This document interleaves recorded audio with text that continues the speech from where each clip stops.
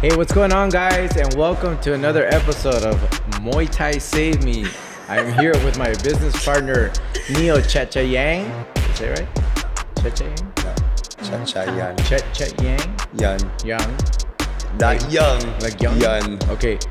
We're here with my business partner, Neil Cha Yan. There you go. Hey. And our special guest, one and only, Jennifer Garcia. Welcome. What's up, guys? Yes. Jen, so we wanted to have you on the show today because a lot of people see you in the front all the time. Mm-hmm. They know who you are. You've been with us for a while, but they don't really know not too much about you.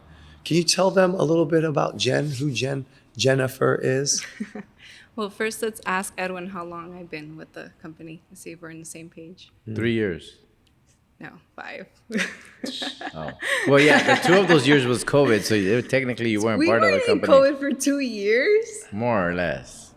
No. 3 years active. It was a couple months, but 3 years with Heartland. my name is Jen, Jennifer, but everybody calls me Jen. I've been with the company for 5 years, not 3. I know Kru since I was 13, actually trained with him and Kru Rex for a little bit, but would not go on Fridays if Kru wasn't there. And I'm a wife. I have 2 kids. Where did you grow up? In the Valley, Panorama. Panorama. Mm-hmm. So I want to ask you because you said you trained. You met me when you were 13 years old. What brought you to? And you know what's really cool, guys, is that Jen has seen the tremendous changes from how MTK used to be, from the days of me and Kru Rex being together and my mom, right? Mm-hmm. And then now to the new modern version of MTK. Can you first tell everyone what brought you to MTK? Yeah. So I was 13. I used to go to this middle school, actually. It's called Fulton. Super not the nicest place. They used to set the trash cans on fire. Wow. There was like rumbles against race like every Friday. Wow. I think they would like send each other messages like, hey, we're going to meet up at this time. Because it was so consistent. Okay. Sounds like 2023 now. Seriously. But yeah, so one day I was made fun of a lot.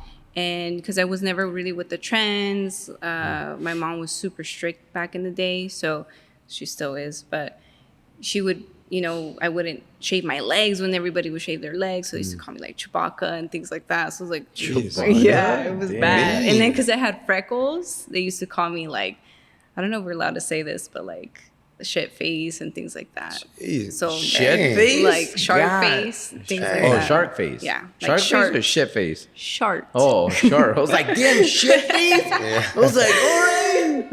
No, And but can you explain to the people that maybe don't know what a shart is? Can you explain what a shart is? No. Just people are curious. People are I'm like, curious. no. Somebody's down there, they're like, actually, I would like to know, honey. I think we're getting some No, comments honestly, typed I up don't right even now. know. Like, you said shark? Like, is in a shark? No. Shark? Like when you fart and then shit comes out. There we go. Oh. I'm telling you, you just helped many people out in this world right now with that explanation. Short clip. Wow. Short clip. You know there's going to be people using that shit on their friends who have freckles and shit like that. I'd be like, shark face, what's up? Yeah. I learned that and Muay Thai saved me. So bunny rabbit. Yeah. So I actually got jumped in the restroom by, it was like 5 girls. They were waiting for me. And I got home and then my brother saw me, Diego, which actually used to train with you before. And he saw me with a busted lip, was crying. My nose was bleeding. And he basically was like, he talked to my mom. We got into training. And yeah, that's how I started going. And I was super shy back in the day. I was like really shy. I came in and it was like a bunch of guys sweating shirtless. And I was like, oh my God, what am I getting into? But yeah. I want to go back to, you getting jumped by 5 girls. How did you feel at that moment? Because I knew you when you were 13 and you were like the sweetest girl ever. Like, how did that make you feel at that moment? All of a sudden, someone sucker punches you, then you got like 5 people hitting you. How did you feel at that moment? I blanked out. You blanked out? Yeah, I don't remember much of what happened. I just kind of blanked out. Do you remember fighting back at all, or were you just more just, you just don't remember? No. Because the only thing I remember is I came in and the two girls were like talking smack to me, and I was just like, I don't know what you're talking about. And then one of the girls just grabbed me from the back and pulled and I just kind of fell back. And after that, I don't remember. Do you remember? Did they ever tell you like how to stop? Who found you? Anything like that?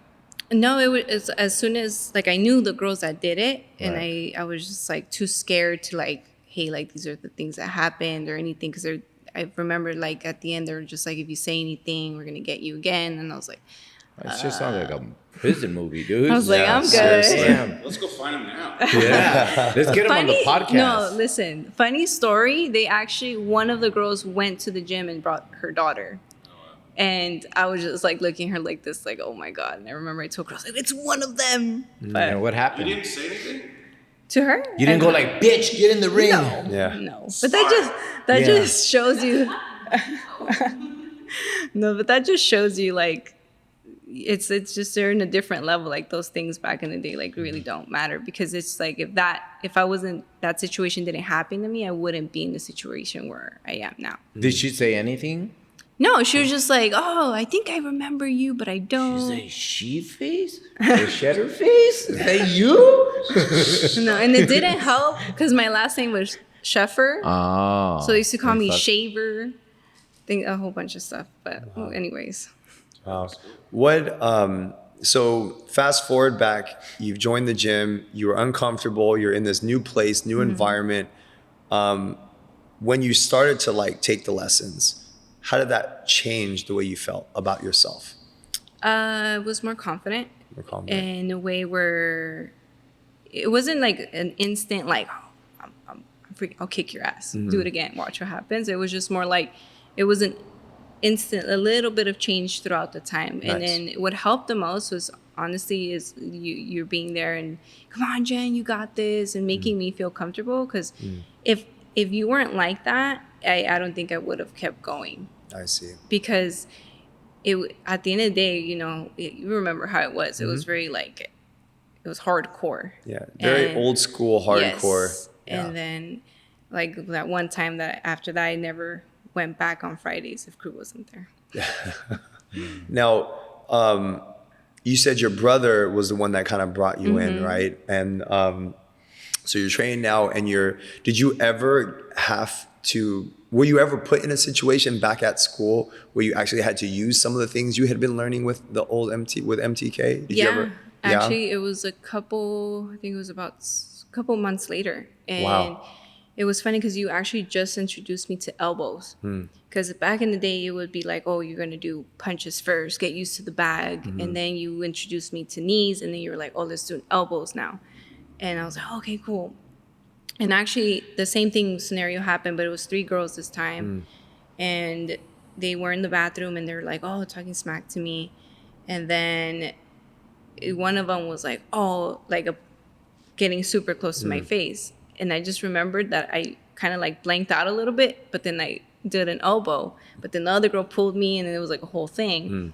But the girl that I did an elbow was funny because I kind of like knocked her out. And then the other 2 girls, I don't remember too. Like I just remember grabbing one of them and I slammed them into the sink. What happens in these blackouts, dude? You come back and just like, I just remember. yeah, shit.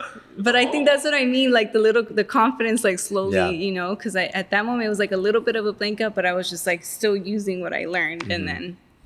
What we talk about in past episodes, muscle memory. Yeah, like you and trained the push it. kick was my best friend. Nice. Yeah, it was a good one.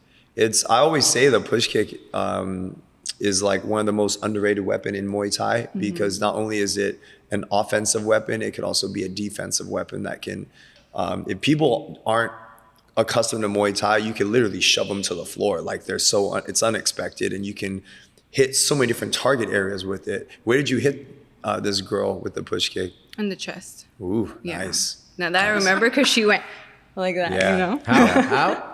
Oh, Hey. okay.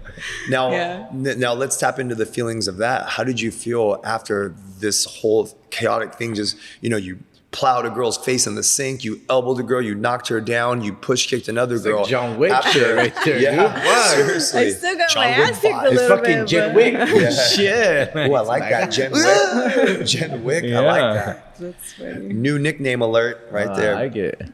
But Jen Wick, can you tell us how you felt after that whole chaotic fight happened? How did you feel leaving the bathroom this time? I felt a little bad because I hurt them, but at the same time I was like, yeah. But I felt bad because towards the end, like they were complaining about me, but since I was the super quiet one, they were like, oh, Jen, no, Jennifer, no. No one believed it, Nobody right? believed it, but They're I like- felt really bad because, and I think that still when I came, I've always been like that. If I hit you, I'm like, oh, I'm so sorry. You okay? It just, I don't know. That part of me was just like, damn, I feel bad. I think that just goes to show your character. You know what I mean? You can't change that. You know, you can change habits. You can change like how you do things in life, but you can't change your true character. And that just shows, you know what I mean? Like who you are as a person. But man, I'm proud of you. That's, you know how many people get psychologically messed up from the first incident, where how many women never ever take a martial art lesson ever, let alone a Muay Thai class, right? And it continues to happen. They keep getting bullied the whole rest of their life. You know what I mean? It's sad. You know what I mean? Do you have any advice for any women that might be listening right now that just happen to stumble upon our podcast and they hear your story?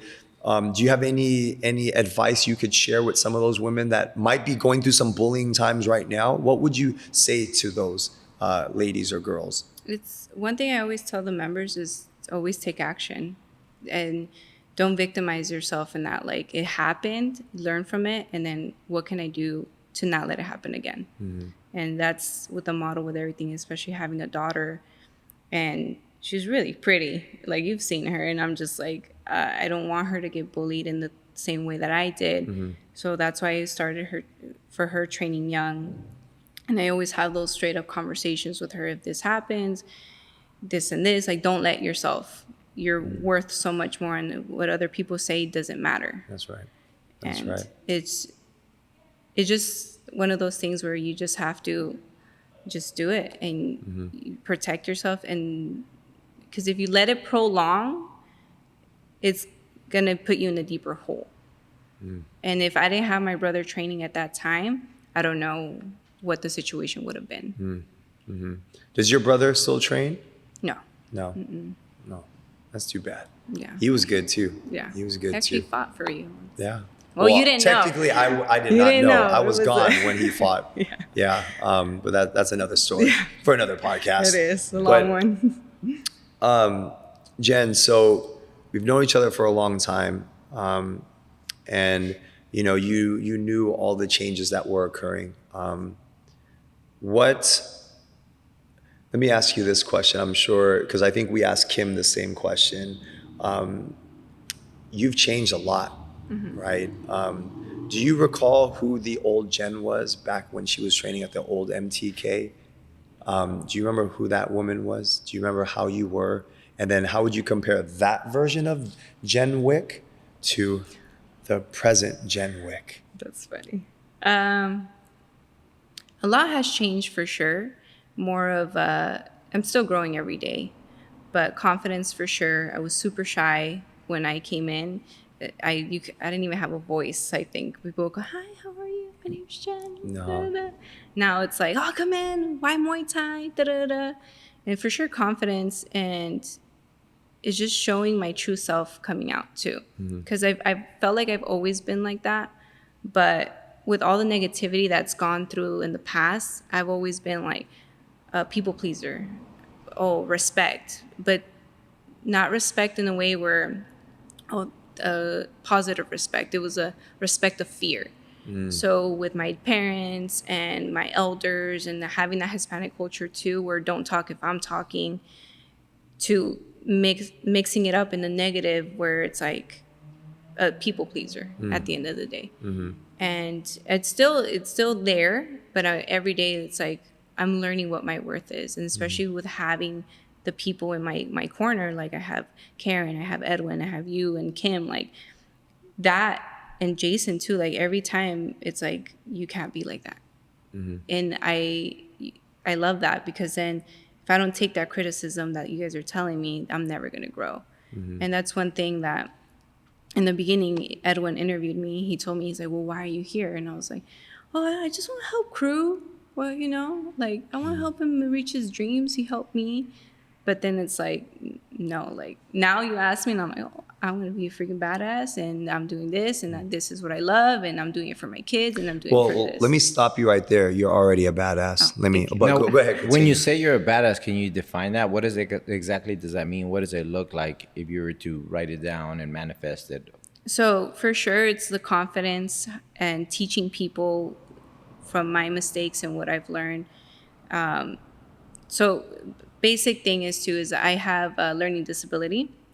So it affects me with my reading, and it affects with my basic memory. I actually did a post about it recently, because I was, when I was younger, I had teachers that would basically tell me, like, I was called stupid because I couldn't spell the word breakfast. And back in the day, I was just like, oh, okay, like, damn, I must be stupid, or I can't have anything more than where I am. And I had something called an IEP, which was it's a personal education plan. And they would put me in English as a second language and stuff like that. And I felt like it just made me stuck, because I was like, I do speak English. Like, I don't understand. But now I'm like doing all these things that I never thought I would be doing. Like, I can figure out issues.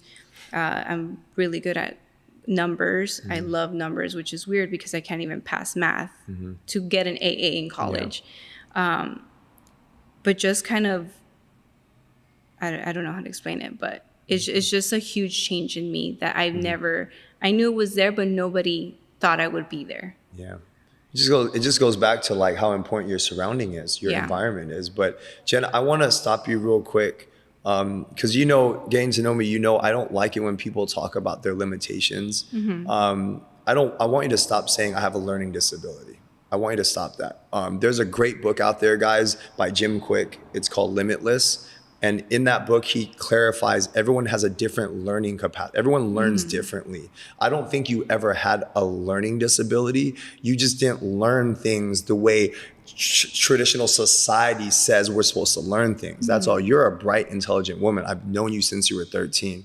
You know what I mean? I just think the standard schooling way of learning is not the way you learn things. I mean, look how you just said you're really good with numbers, but I can't even pass a math course to get an AA degree in college. So you are smart, you are intelligent, you just learn things differently. And I think as you've gotten older with more confidence, you've learned what is your best way to learn these numbers so I can help MTK grow. And that's all it is. So I want you to stop saying I have a learning disability, because you don't. You just learn things differently. Does that make sense, guys? Totally. I'm really big on that. And guys, check out that book by Jim Quick, guys. He's an amazing brain coach, and he talks about like he was also called stupid, and he had a really bad head trauma accident that caused, it's a great book, guys. Check it out. You can find it on Amazon. It has an audiobook version of it as well. Check it out, guys. But yeah, I just wanted to mention that, Jen, because you don't have a learning disability. You just learn things differently. And once you guys, and for anyone that's listening out there, like, understand that, guys. Don't listen to the teachers out there that just don't have the patience, that genuinely care about students and children. You have to find what's your best learning ability. Everyone learns things differently. And once you tap into what's your best way to learn stuff, that's how you're going to grow and continue to build confidence and competence and all that good stuff. No, I agree. I totally agree. I'm the same way like you. Like, we were playing that game, and we were getting the one syllable, and we're like kept saying like multiple of them, and we're like, we don't what's understand. A syllable, really quick. But it's just that's exactly right. Like, it's just somebody, even Les Brown says, somebody like labels you, a certain thing, and it when you're young, it attacks you. You know what I mean? And it thinks and it sticks to you. But then that's why you develop and you think differently. But I agree. Like, I think we just learn it differently. Some people are like, just could learn it and just reading something quick, and it just catches them. like for me, I feel like audiobooks are more like I retain it more than I do reading. It's so hard for me when I read books. Like I have to go back. It takes me forever and I have to read it. Then you got somebody like him who wrote through 10 pages and like I sit down at 15 minutes and she's like, oh, I got it. We're all learning it just differently, you know what I mean? But I think nobody's gonna convince ourselves more whether we're stupid or we're not than ourselves that we continue to repeat it. And I think that's 100%. the ultimate. But then it also goes back to her surrounding, because Jen could also think, right, no, I'm smart. But then she's got, you know, I'm going to use, like, let's say she has like a parental figure at home constantly saying, Jen, are you stupid? You know what I mean? That negativity constantly pounding in her head every day, it doesn't help. So it goes back to, right? Like just being around the right people that are supportive and like, you got this, Jen, you are a badass. You don't have a learning disability. You have people like that in your corner. You're going to be like, you know what? You're right. All right, I got this. And you know what I mean? You're going to attack it just that much better. Yeah. And yeah, I just think it's amazing. But honestly, more than anything, Jen, I wanted to tap into, like, you've gone through a lot of ups and downs before us, with us, and you still continue to, you know what I mean? Many illnesses. I think some people who've known you from the past know. I think there's a lot of new students that don't know. Can you talk a little bit about that? Because that's one thing that I've always admired about you, is that you've just been our superwoman. You know what I mean? I think it's one thing being financially struggling. It's one thing not knowing how to read the best, but it's another thing like having those things and still going through an illness and still having the positivity of showing up and doing the things that you've continued to do and never given up on yourself, on this team, and on your family. And do you mind sharing a little bit about those processes you've gone through? Yeah. It's a tough subject because it's one of those things that I kind of just like, I move forward and I start running and I'm like, oh yeah, I forgot, you know, that, but it's still there. And I kind of have I have like a little bit of survivor's remorse, especially when I always hear, well, the backstory is that I'm a 4-time breast cancer survivor. And I also had ovarian cancer, and mine is based hormonally. So basically, if my hormones are off, I can get it whenever my body says, hey, your hormones are up, like, we're back. And it's just one of those things that a lot of people don't survive. And it every time I hear someone, like when you told me about your mom, like it hurt me so bad. And I'm so grateful for God that, you know, she went through it, and a lot of people don't. And one time we had a speaker at one of our breast cancer events, and she was at stage 4. And it's it's really hard for me still sometimes when I hear people going through that. And that's why it's so important for me that we do these events, because it's not necessarily me telling my story or this is what I went through. It's more of how we can prevent from someone else going through what I did. And one of my biggest advices is, even if a doctor tells you like, no, you're fine, or it's not genetically proven, like your mom didn't have it, it's not in your family, you freaking tell them like, no, I need you to check me. I need you to check me now because something is off. And when I first found out, I was in college, I was doing a biology class, and he was actually talking about like the cancer cells and how they die and they develop into cancer. And he was having a conversation, and he looked, I swear, I felt like he looked me in the eye, but he probably didn't, but I felt like he was looking at me. He said, check yourself. He said, women, men, I don't care, check yourself. And he like taught us how to do it. So I was like, oh, okay, like let me go. And I went to the restroom that day, and I felt something off. And like, I was like, oh, maybe it's just me, because you start thinking things. And then I was like, babe, feel it. Is there something there? And he's like, yeah, something doesn't feel right. So I went to the doctor. They told me, no, you're fine. You have something called fibrocystic breast. So that's just like lumpy breast. And I was like, okay. But something in me was like, no, something's off. Like, I didn't have this before. Why would I have it now? But you felt fine, like Yeah, I felt fine. Yeah. Okay. And then they're like, "Oh no, you're fine." And I was like, "No, something is wrong." So then one doctor, I kept just changing doctors, and one doctor's like, "Oh, you know what? Like, why not check?" And they actually did find something, and they found it just in time where it was like they can just remove it, and then everything was fine. But then it was like, "Oh, well, something's off with your levels." And they're like, first they told me it was something with lupus, because I have lupus. They're like, "Oh, it's something with your lupus. You know, your levels off. You need potassium, and you need to do all this." And I was like, "Okay." And then it just was back. And then I was like, "Okay, well, what is it now?" And then they did more studies, and they're like, "Okay, you have HER2, so it's hormonal." And I was like, "Oh, okay, great. So what does that mean?" And then, yeah, I went through a lot of health issues too. And when I was actually pregnant with my son, Aiden, I had a lot of kidney issues. So I had kidney stones, I had fluid in the kidney, and I had to, after I had my son, they found out that I had lupus. So then that affects your organs. So that's why they probably thought that everything that was happening was because of that. Hey guys, so we're ending the episode right now. There's so much more story for Jen to share, so stay tuned for part 2 next week. If you like this video, you like any of our other content, don't forget to like, share, and subscribe. We'll see you guys next week.